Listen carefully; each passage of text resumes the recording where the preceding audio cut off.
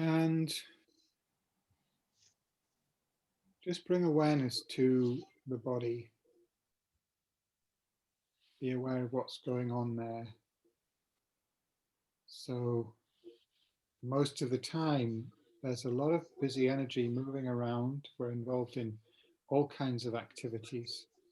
And so the body is in quite a dynamic state. And for meditation, we want it to be in a very settled state. We want it to be very comfortable, actually. So just being aware of where there is any discomfort, any agitation, or any sort of sore places or tight places in the body. And taking a few deep breaths, making any movements you need to make to let the body relax as much as possible while keeping the back straight to keep the mind wide awake and alert.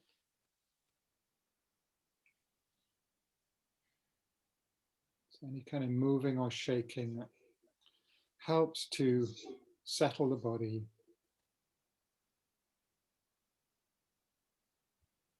It's actually very important to be seated very comfortably for meditation to be effective.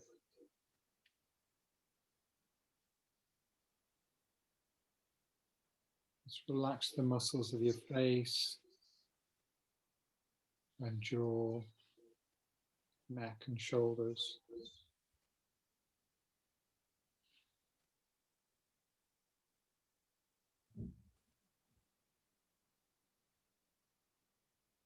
Breathing quite deeply and naturally in and out.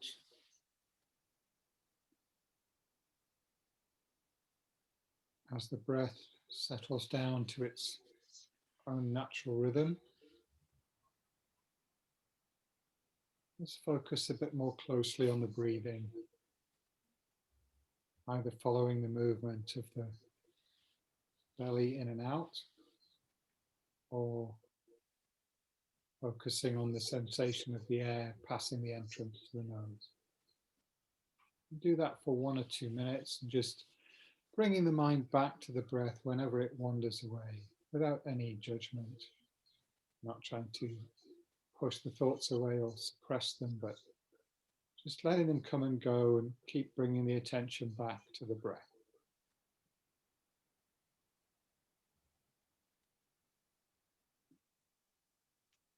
And continuing to relax the body when you notice any tightness.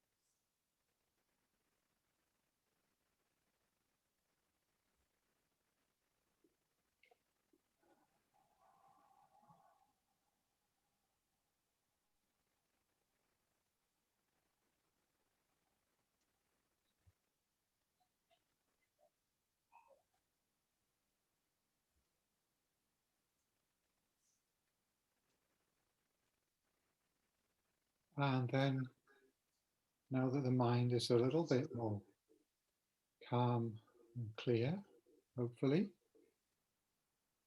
take a little time to recall our motivation for engaging with spiritual practice.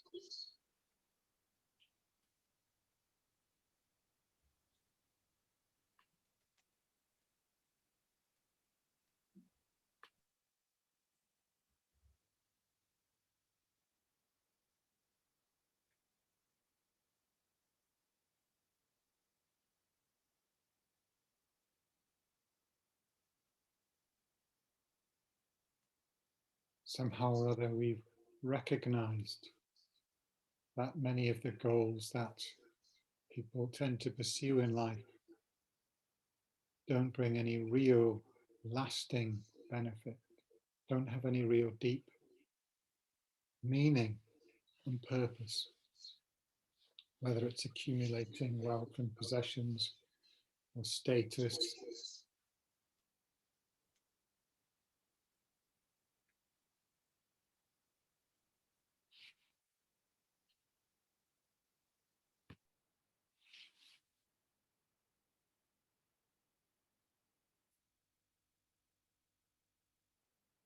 Just physical pleasures or entertainment,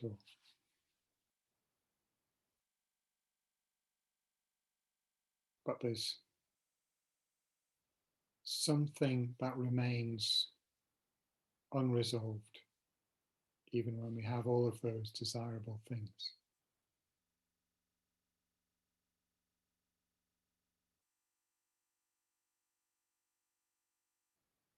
Maybe something to do with true peace of mind,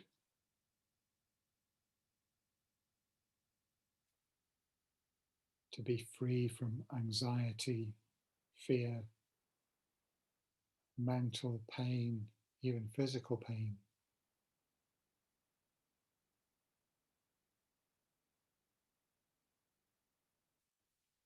Or actually just the sense of not having any real purpose or meaning in our life. All these are forms of suffering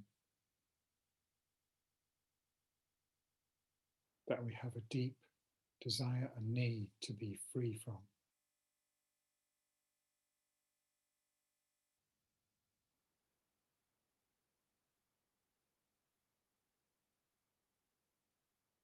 So this is in terms of one's own situation. But then, of course, if we look beyond that to the situation of others, countless others are experiencing the same sufferings, often much worse sufferings of real physical hardship, pain, poverty, hunger and thirst, war, all kinds of disasters. So if we understand the nature of our relationship to all those other beings, then we're bound to feel some compassionate concern for them. How can I help? How can I contribute to the well-being of these countless other beings? Or is that an impossible task?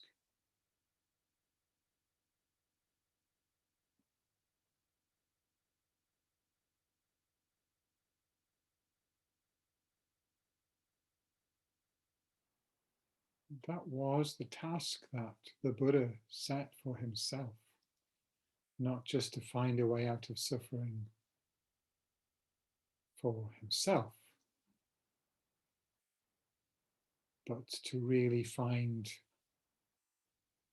the deep answer to the question, why is there suffering? How can suffering be overcome? And then to bring that into the world, to teach that path to freedom from suffering. So this compassionate motivation is the deepest, most significant motivation that we can bring to our spiritual practice.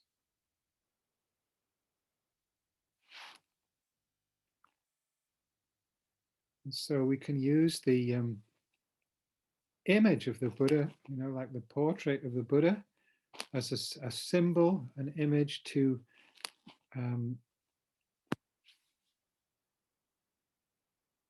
bring that spirit of enlightenment to mind, if you like, that awakening mind, bodhicitta, that compassionate motivation, is really symbolized by this picture.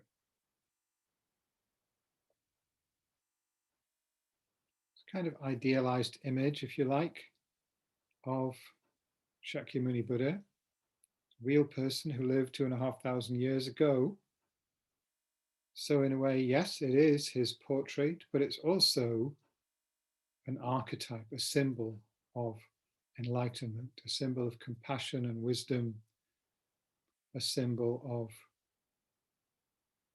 the ultimate goal, the highest goal of the spiritual path.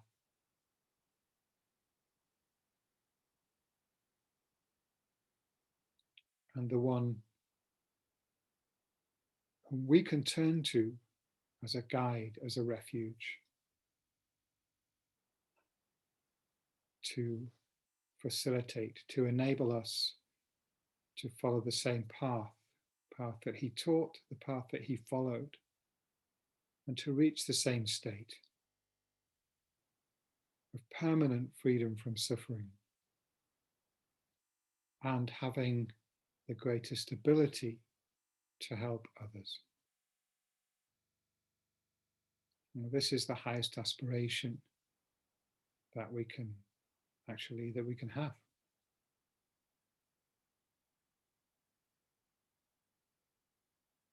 And so that's the meaning of turning to refuge, to the Buddha and to the path that he taught, the Dharma, and to the spiritual community, the Sangha, that he established, without which we would never have heard of these teachings.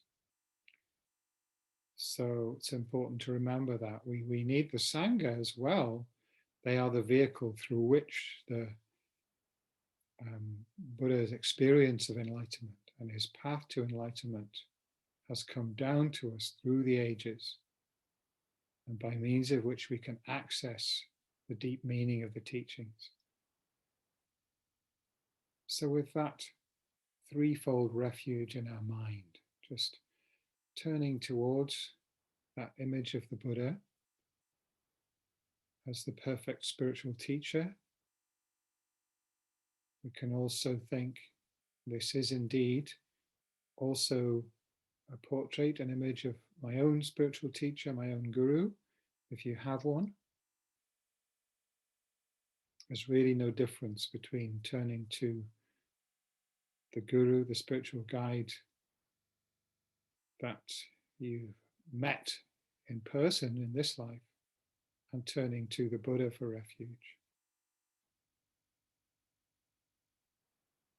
So let's just take a minute or two to contemplate that motivation of wishing to attain the same state of enlightenment as the Buddha, in order to be able to free not only oneself but all others from suffering.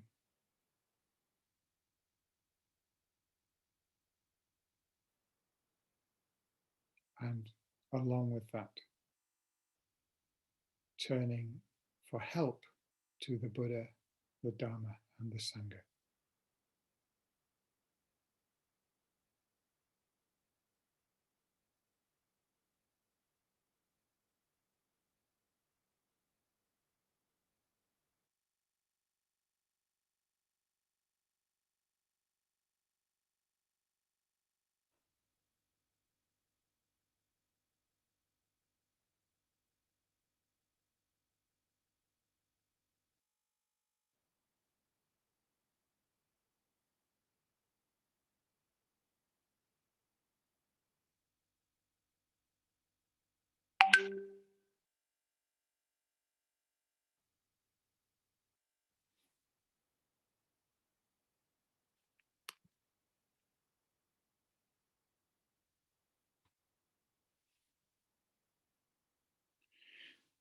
So we'll recite the refuge prayer, which I will share in just a moment.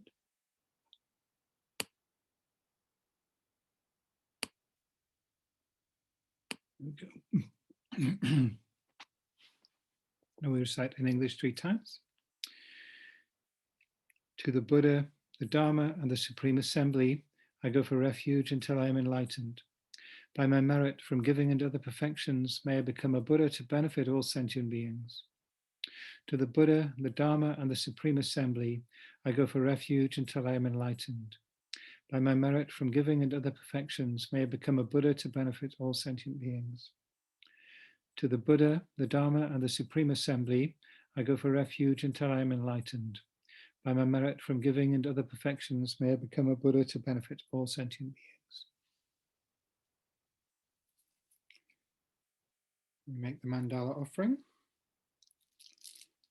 offering all things that are most precious, the whole world in the form of a pure land, just the most magnificent pure offering that we can imagine, that we visualize offering to the Buddha. Just showing respect and gratitude to the spiritual teacher for the gift of the Dharma. The universal ground, purified with flowers and incense spread, becomes the pure realm of divine wisdom view. Magnificent Mount Meru is beautifully adorned with continents, sun and moon. May all sentient beings enjoy this pure land. Idam Guru Ratna Mandalakam Niryatayami.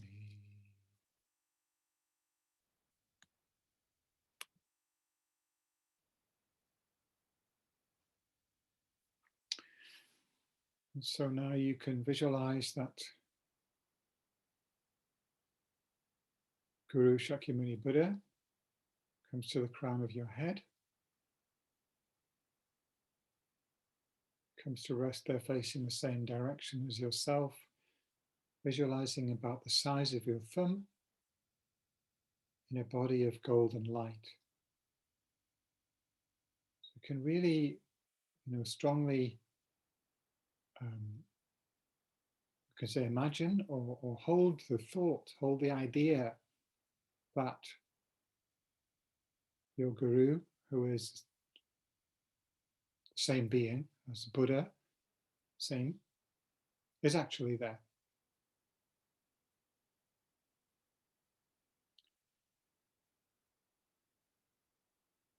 So it's not a flesh and blood being, but nevertheless, it's the enlightened mind has the ability to appear in many different forms. And certainly can and does appear in this form of a body of light to help and guide sincere practitioners. You can strongly think he's there with a mind of deep love and compassion for yourself, strongly wishing to help you in every way to progress on the spiritual path.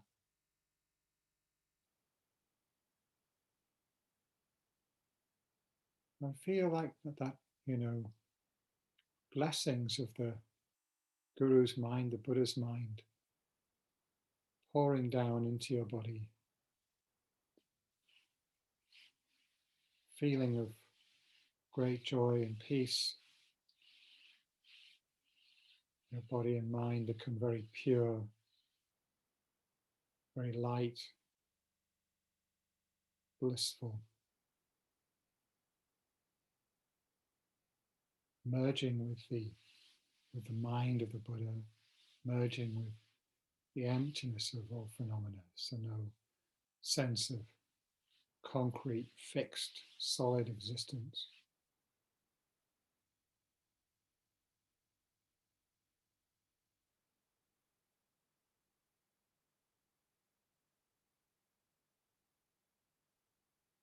So having received the blessing of the Guru, of the Shakyamuni Buddha, just spend a few minutes reflecting on the topic for this week.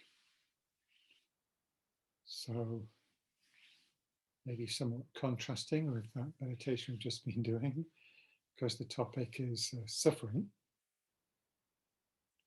Very important meditation to do. If we want to be free from suffering, we need to understand the nature of suffering. We need to be vividly aware of the fact that we are subject to suffering right now. And, it's not going to go away just by waving a magic wand. It's here. It is our challenge, if you like. We need to confront it. We need to come to terms with it. we need to ultimately transcend suffering, and to do so, we need to face it square on.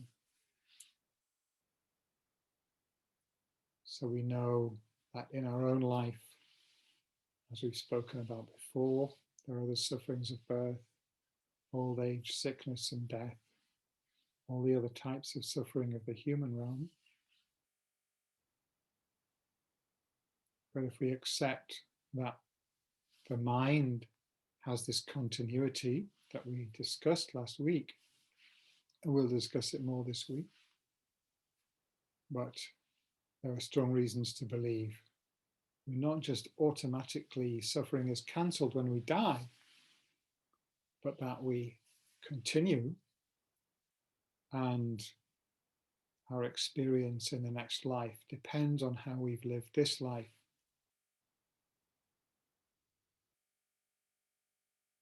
So if we act mistakenly, we may be creating a great amount of suffering in the future.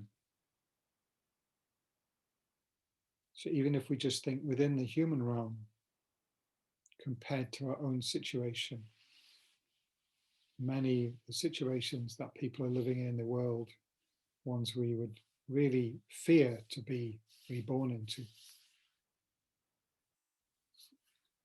places of great hardship and famine, or war, or political oppression,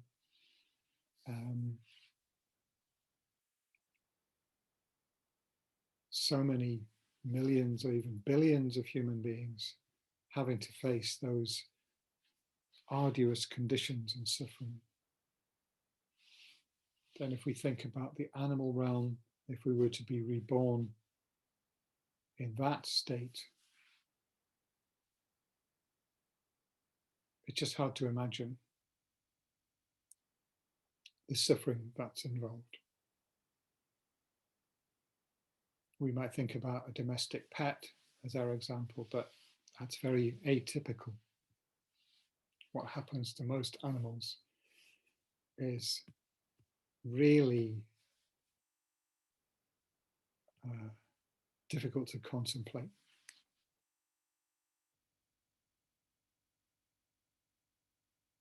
According to the Buddhist teachings, there are realms of far greater suffering even than that. So although we may not be able to perceive those, or not easily, a lot of reasons to think they're not just purely imaginary.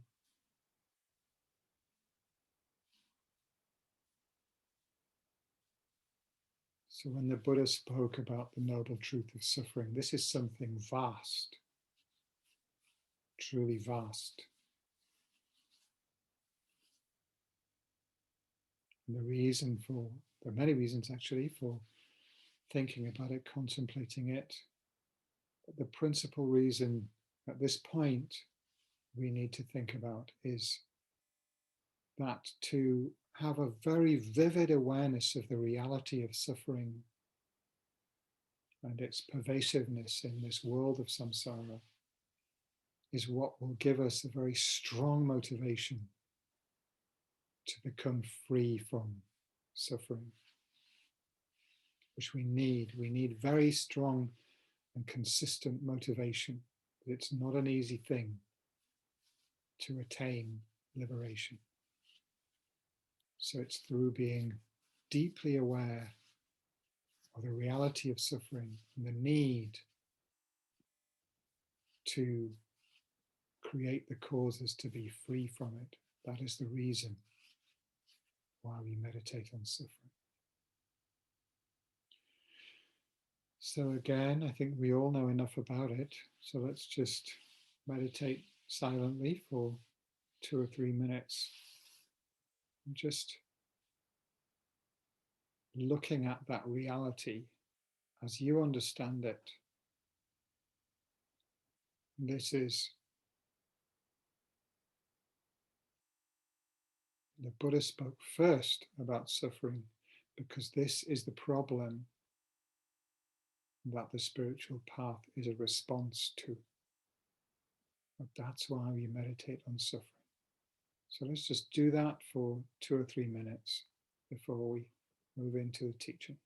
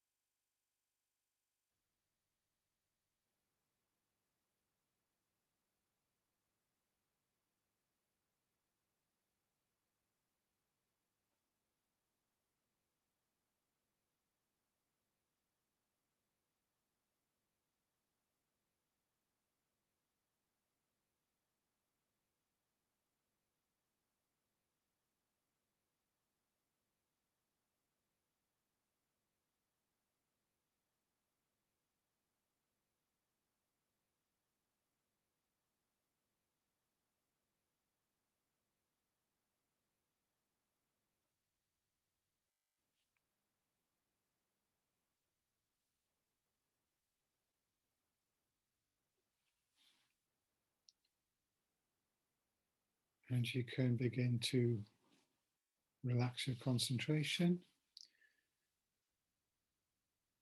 and gently bring the meditation to an end.